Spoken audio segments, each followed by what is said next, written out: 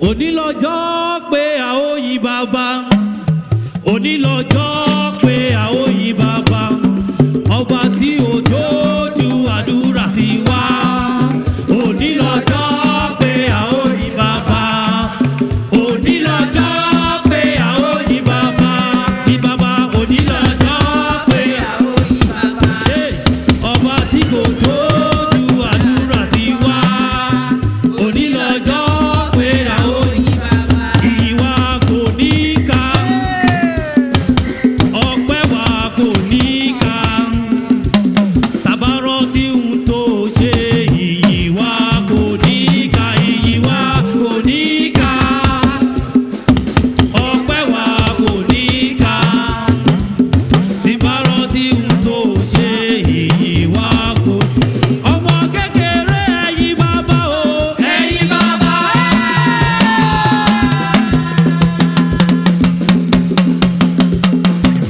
Àgbàlagbà ẹ̀yin bàbá o, ẹ̀yin bàbá.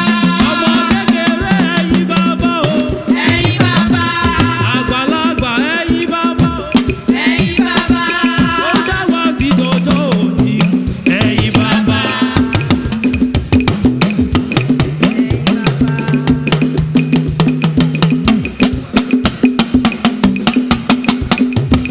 Olúwa máa ṣe òun o, Olúwa máa ṣe òun o. Àóyè Olúwa máa ṣe òun o. Olúwa máa ṣe òun o, ìbá mi máa ṣe òun o. Àóyè Olúwa máa ṣe òun o. Ọ̀rẹ́ ká lọ o, ọ̀rẹ́ ká lọ. Ọ̀rẹ́ ká lọ, Ọ̀rẹ́ ká lọ, ọ̀rẹ́ já lọ o. ọ̀rẹ́ ká lọ, Ilé ológo tí a ń lọ. ọ̀rẹ́ ká lọ, Ẹlẹ́kẹ̀ kò lè bá wa rìn o. ọ̀rẹ́ ká lọ, Ẹni bá ní Jésù kó já lọ o. ọ̀rẹ́ ká lọ, Ọ̀rẹ́ ká lọ, ọ̀rẹ́ ká lọ o. ọ̀rẹ́ ká lọ. Àwa tá a ní Jésù la ó máa rówó ná. Àwa lọ́jù la ó máa rówó ná. Àwa ládùúrà la ó máa rówó ná.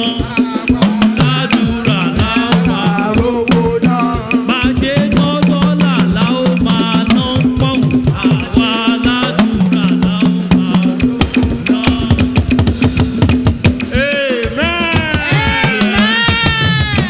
Amen. Now, every time Lola today by you, Yes, so. we are well ably represented.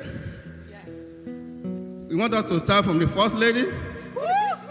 Look at First Lady. Beautiful. Look at First Lady. It is indeed an honor and a privilege.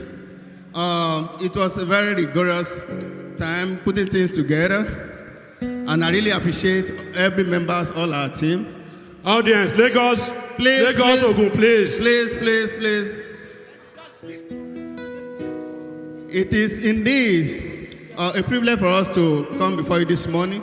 On behalf of our state, my humble self as a governor and my wife as the First Lady, we have an amiable cabinet that have been working with me. Few of us are not here today because of state functions. Some of them that are, at this moment, they are the United Nations representing the states for one reason or the other.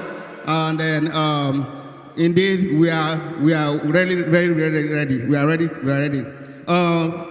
Like I said earlier, I am Mr. Adedina Abiola, my able wife, the First Lady, Adepeju Adediran. We have Deputy Governor, Mr. Adekeye Babatunde, who is representing the state at the United Nations at this time. And also we have Mr. Komi as the Honorable Speaker. He's right here in our midst. We have a woman leader, Momi Oyedele. Thank you, God bless you. And we have a party chairman. We have Eda Babalola. Thank you, God bless you.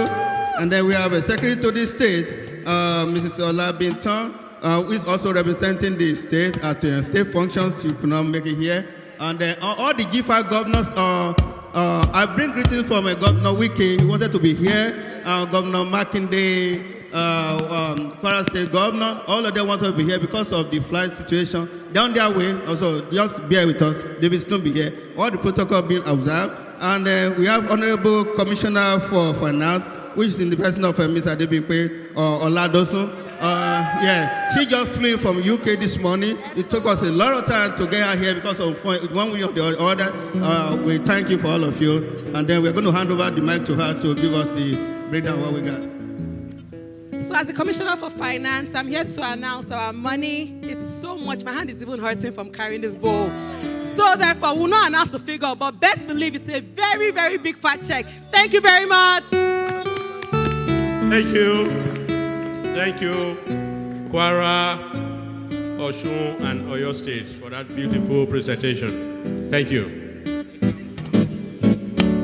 Excuse me, sir. Excuse me. 1 second, please. We have 1 second, Brandon. Please, we want to announce the few menu that we have in the back, please. We have Amala Begiri. Ewedu.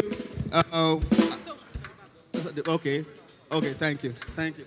Ẹ ṣé gan ni, ẹ kú ìtọ́jú wa, àmọ̀rẹ́.